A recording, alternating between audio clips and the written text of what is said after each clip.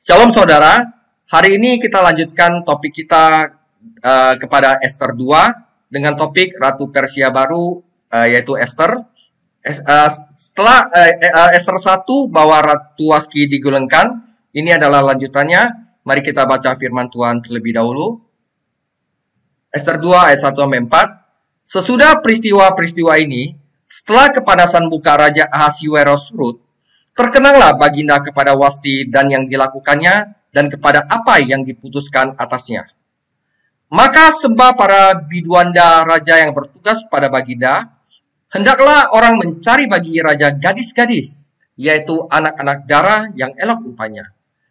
Hendaklah raja menempatkan kuasa-kuasa di segenap daerah kerajaannya, supaya mereka mengumpulkan semua gadis, anak-anak dara yang elok rupanya di dalam benteng Susan, di balai perempuan, di bawah pengawasan Hegai, sida-sida raja, penjaga para perempuan, hendaklah diberi wangi-wangian kepada mereka.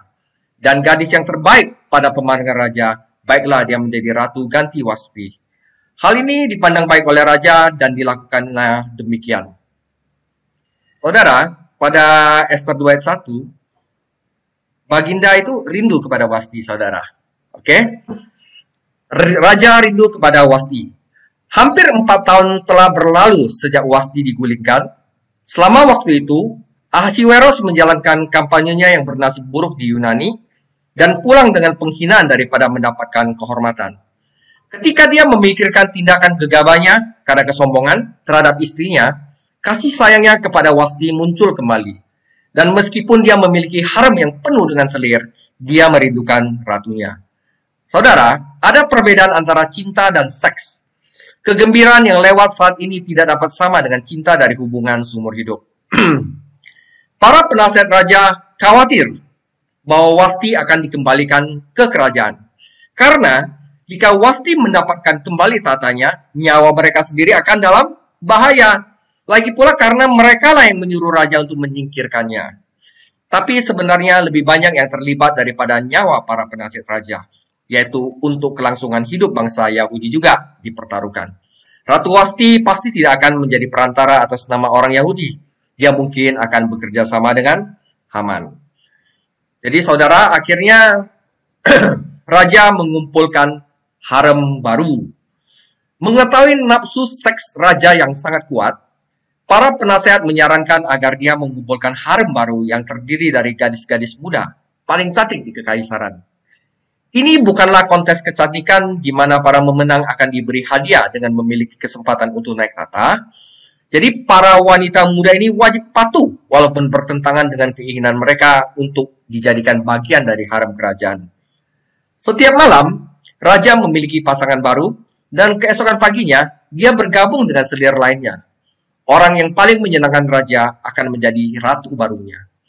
Kedengarannya seperti sesuatu yang keluar dari film Arabian Nights, kecuali bahwa dalam dongeng itu, Kaisar Syahriar menikahi seorang istri baru setiap hari dan membunuhnya keesokan paginya.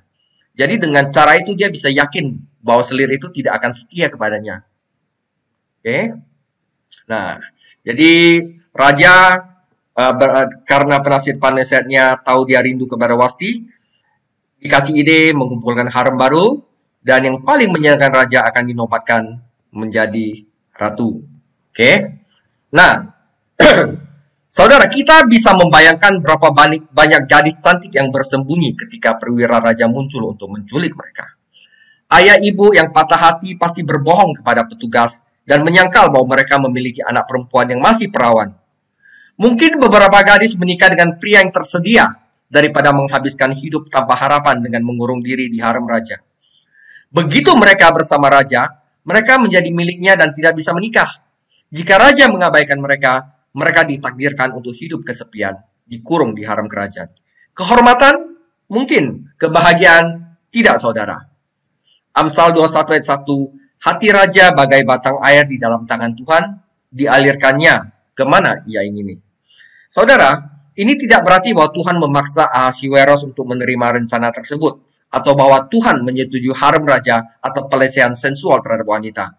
Ini hanya berarti, tanpa menjadi pembuat dosa mereka, Tuhan begitu mengarahkan orang-orang dalam situasi ini sehingga keputusan yang dibuat raja juga bisa untuk mencapai tujuannya. Ya, semuanya ada dalam kedaulatan Tuhan. Tuhan memegang kendali. Jadi keputusan yang dibuat saat ini di tempat-tempat tinggi dalam pemerintahan dan keuangan tampaknya jauh dari kehidupan sehari-hari umat Tuhan. Tetapi keputusan itu mempengaruhi kita dan pekerjaan Tuhan dalam banyak hal. Senang mengetahui bahwa Tuhan ada di atas tahtanya dan bahwa tidak ada keputusan yang dibuat yang dapat menggagalkan tujuannya. Daniel 4 ayat 35, semua penduduk bumi dianggap remeh. Ia berbuat menurut kehendaknya terhadap bala tentara langit dan penduduk bumi, dan tidak ada seorang pun yang dapat menolak tangannya yang berkata kepadanya, apa yang kau buat. Jadi kita belajar satu doktrin teologi di sini, bahwa segala sesuatu yang di dunia ini tidak ada yang tanpa Tuhan pegang kendali. Jadi seorang Puritan namanya Charles Spurgeon berkata, tidak ada atribut Allah yang lebih menghibur bagi anak-anaknya daripada doktrin kedaulatan Allah. Jadi maksudnya gini, kalau misalnya apa yang terjadi dari kita, misalnya kecelakaan atau apa, kita nggak usah nyalain orang. Kalau karena kamu begitulah, kita terima aja. Karena apa? Itu sudah menjadi doktrin kedaulatan Allah. Kalau gitu kita tidak akan saling menyalahkan. Jadi meskipun kita mengakui bahwa banyak hal yang terlibat dalam doktrin ini diselimuti misteri, tak terpikirkan. Bahkan dalam urusan kekaisaran pagan Persia, Tuhan memegang kendali. Oke, itu bagian pertama. Bagian kedua, Ester 2 ayat 5 sampai 8. Oke, pada waktu itu, ada di dalam benteng Susan seorang Yahudi yang bernama Mordekai bin Yair bin Simei bin Kis, seorang Benyamin. Kita sudah bahas di Ester 1. Yang diangkut dari Yerusalem sebagai salah satu seorang buangan yang turut dalam Yekoyah, Raja Yehuda, ketika ia diangkut ke dalam pembuangan Raja Nebukadnezar, Raja Babel. Mordekai itu pengasuh Hadasa, yaitu Ester, nama lain Hadasa adalah Ester, anak saudara ayahnya, sebab anak itu tidak beribu bapa lagi. Gadis itu elok perawakannya dan cantik parasnya. Ketika ibu bapanya mati, ia diangkat sebagai anak oleh Mordekai. Setelah kita dan undang-undang raja tersiar dan banyak gadis dikumpulkan di dalam benteng Susan, di bawah pengawasan Hegai sida-sida, maka Ester pun dibawa masuk ke dalam istana raja, di bawah pengawasan Hegai, penjaga para perempuan. Sida-sida kalian tahu ya? Ya. Nah, kita baca Mordekai. Nah, kami sekarang diperkenalkan dengan Mordekai, sepupunya Ester, dan Haman. Mereka adalah pemain utama dalam kisah Ester ini. Sekali lagi, kita melihat tangan Tuhan bekerja dalam kehidupan Yahudi yang indah ini. Pertimbangan faktor-faktor yang terlibat. Mordekai disebut 58 kali dalam kitab ini dan 7 kali diidentifikasikan sebagai seorang Yahudi. Ini ayatnya. Leluhurnya, Kis, termasuk orang di antara Yahudi yang dibawa ke Babel dari Yerusalem dalam deportasi kedua pada tahun 597 sebelum Masehi. Kores Agung, Raja Persia, yaitu kakeknya dari Ahasiweros, memasuki Babel pada tahun 539 dan tahun berikutnya memberi orang-orang Yahudi izin untuk kembali ke tanah mereka. Sekitar 50.000 orang menanggapi. Pada tahun-tahun berikutnya orang Yahudi lainnya kembali ke Israel, tetapi Mordekai memilih untuk tetap tinggal di ibu kota Persia. Jadi saat ini itu banyak orang Yahudi udah pulang ke negaranya, tetapi Mordekai memilih untuk tetap tinggal di Persia.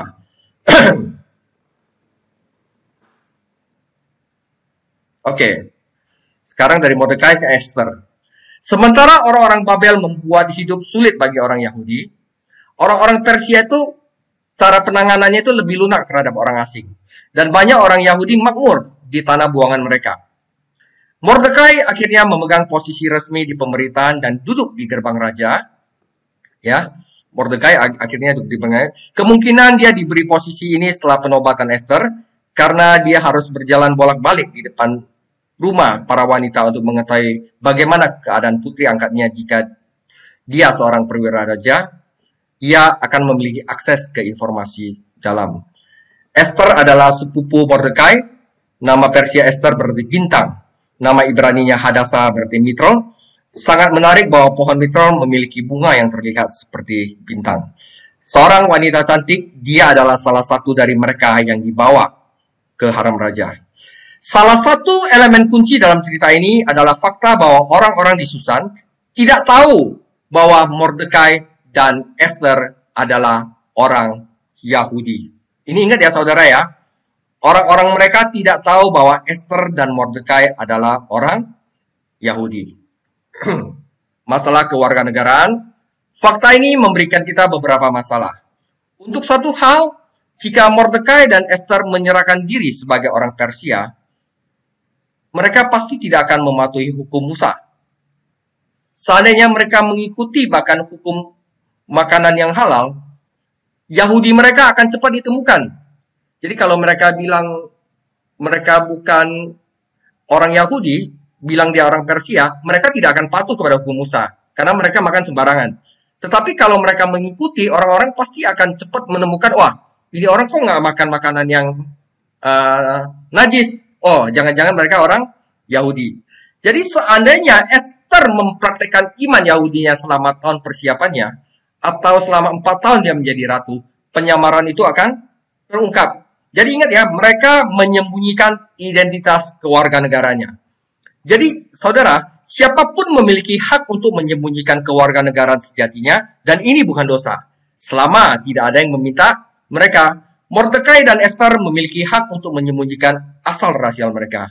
Jika orang berpikir bahwa dua sepupu adalah bangsa lain, yaitu kesimpulan mereka sendiri, tidak ada yang berbohong kepada mereka.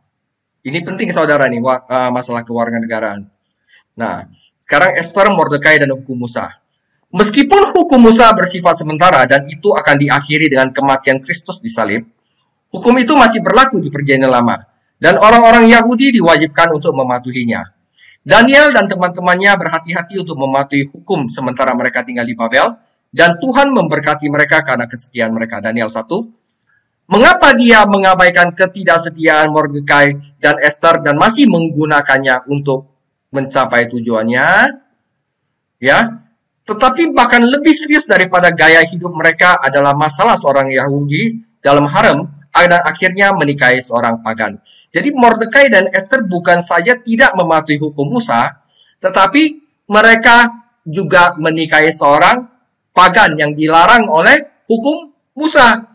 Hukum Musa melarang pernikahan campur. Kalau kita lihat Imamat 18, Ulangan 7 ayat 1-4, dan Esra dan Nehemia harus berurusan dengan masalah orang Yahudi yang menikahi bangsa lain.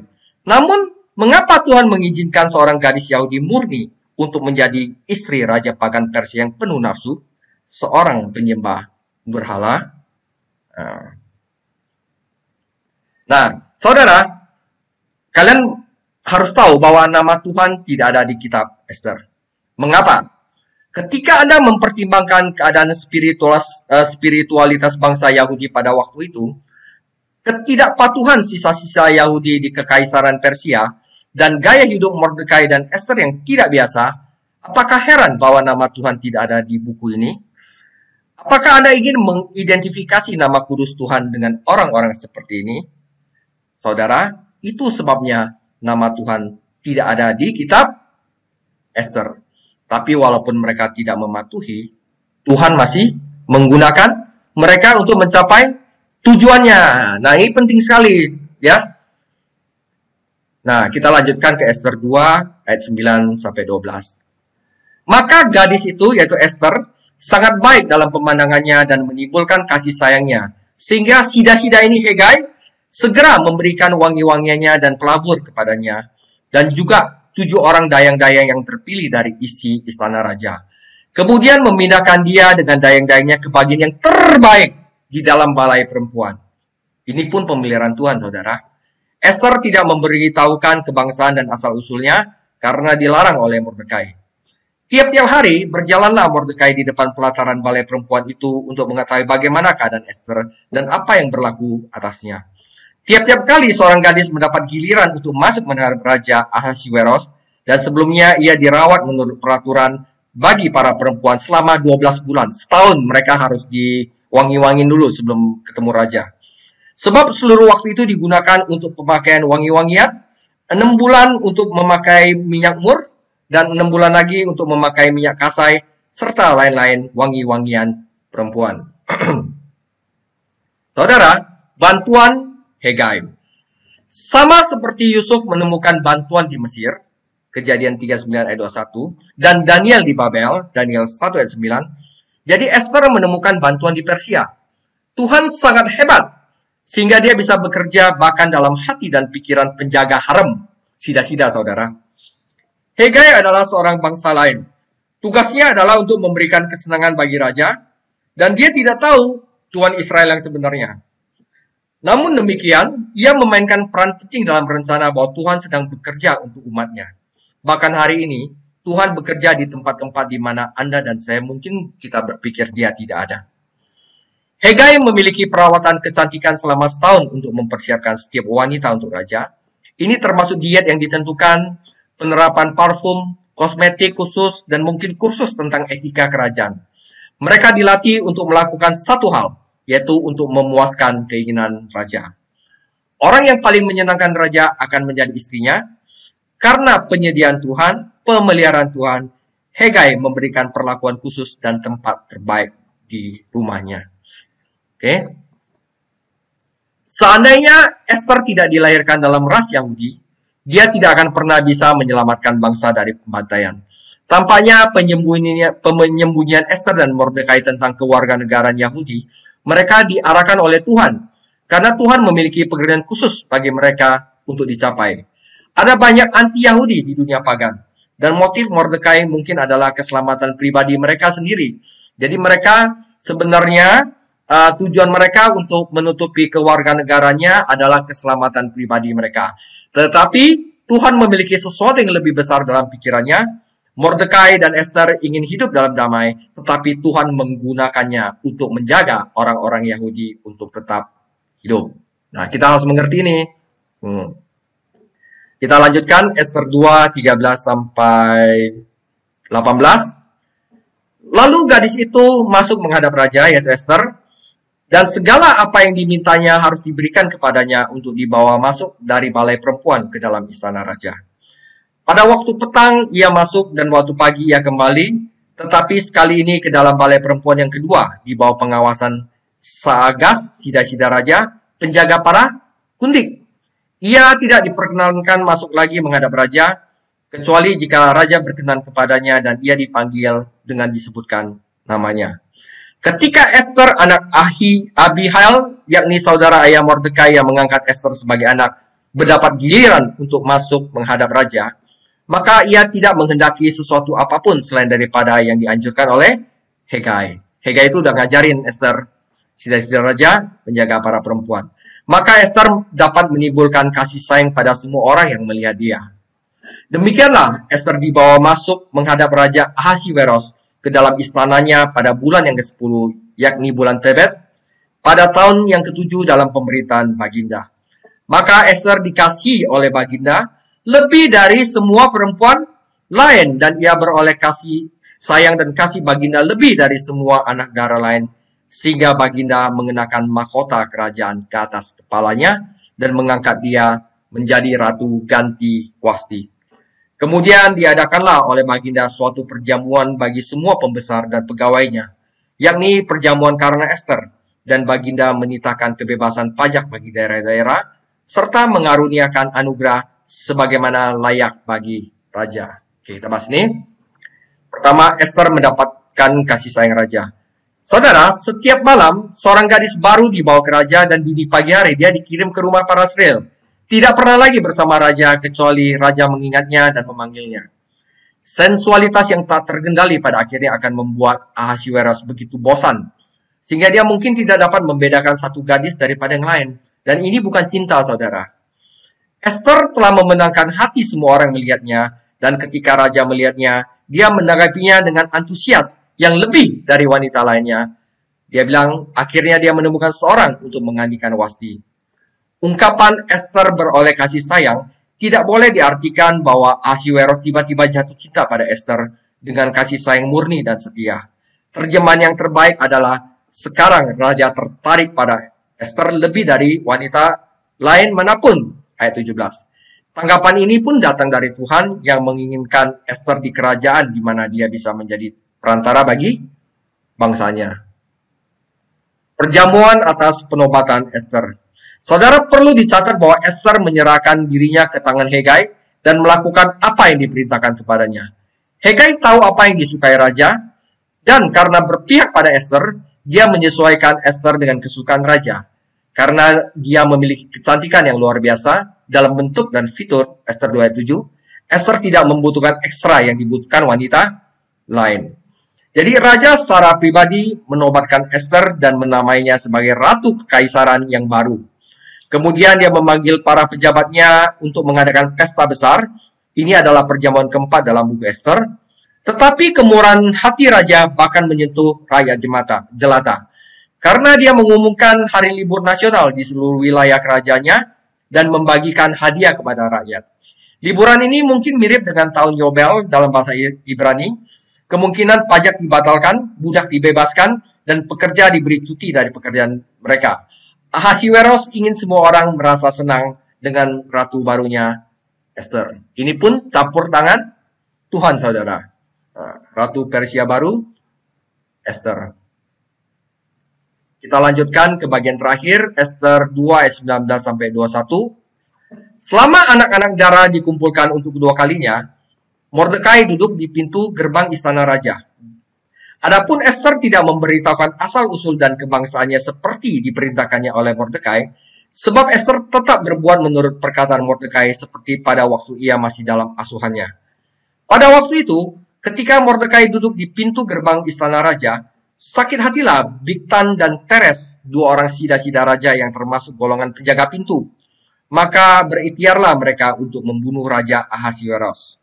Ya. Tetapi perkara itu dapat diketahui oleh Mordekai, lalu diberitahukanlah kepada Ester sang ratu, dan Ester mempersembahkannya kepada raja atas nama Mordekai. Perkara itu diperiksa dan ternyata benar.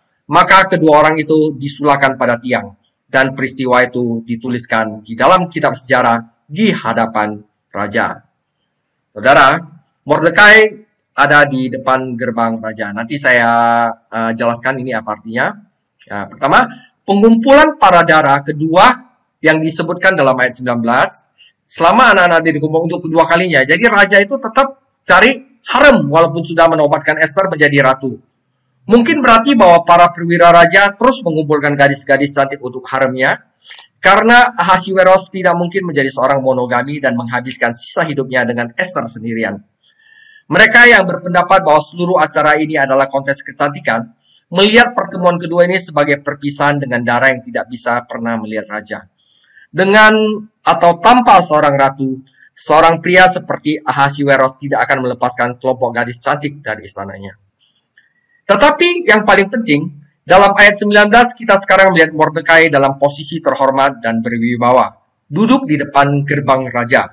Di Persia, saudara, gerbangnya mirip dengan pengadilan hukum modern kita, tempat di mana pengadilan resmi penting dilakukan, ya seperti Rut 4 ayat 1, Daniel 2 ayat 48 sampai 49. Ada kemungkinan Ratu Ester menggunakan pengaruhnya untuk membuat Mordekai mendapatkan pekerjaan ini. Ya, pemeliharaan Tuhan atas Ester dan Mordekai. Sekali lagi, kita mengagumi pemeliharaan Tuhan dalam kehidupan seorang yang tidak menghormati Tuhan Israel. Baik Mordekai maupun Ester tidak mengungkapkan kewarganegaraan mereka yang sebenarnya. Mungkin kita harus mengklasifikasikan mereka dengan Nikodemus dan Yusuf dari Arimatea, yang adalah murid rahasia Tuhan Yesus, namun digunakan Allah untuk melindungi dan menguburkan Tuhan Yesus. Seperti kedua pria ini, Mordekai dan Ester disembunyikan di ibu kota Persia karena Tuhan memiliki pekerjaan yang sangat khusus untuk mereka lakukan. Mordekai dapat menggunakan posisinya untuk kebaikan raja dan orang-orang Yahudi. Saudara, di Istana Timur, birokrasi raja adalah hal yang biasa. Hanya beberapa perwira yang memiliki akses langsung kepada raja, dan mereka sering menggunakan hak istimewa mereka untuk mendapatkan suap dari orang-orang yang membutuhkan bantuan raja. Nah, rencana pembunuhan terhadap raja, ada kemungkinan bahwa pencobaan pembunuhan ini ada hubungannya dengan penobatan ratu baru, dan para pendukung Wasti di istana membenci apa yang telah dilakukan Ahasiweros. Atau mungkin kedua sida-sida ini membenci Ester karena dia orang luar. Meskipun tidak ditaati secara konsisten, tradisi mengatakan bahwa Raja Persia harus memilih istri mereka dari wanita dalam 7 keluarga bangsawan di negeri itu.